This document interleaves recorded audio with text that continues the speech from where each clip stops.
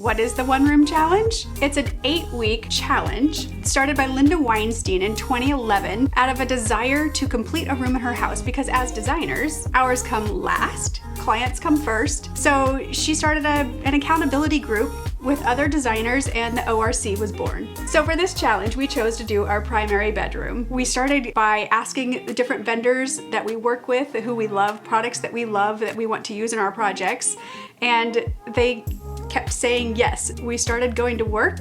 He went to work. First thing to do is the floor. We took out the old carpet, put in some beautiful hardwood white oak floors, and then we started going up. Did the wainscot, did a grasscloth wallpaper, and then went to the ceiling, some applied molding there, and some wallpaper, ceiling paper on the ceiling. Because it wasn't hard enough that we were going to wallpaper the ceiling, I then asked him to create a frame around so that the wallpaper could fit inside. We also added some lights, new sconces in the walls.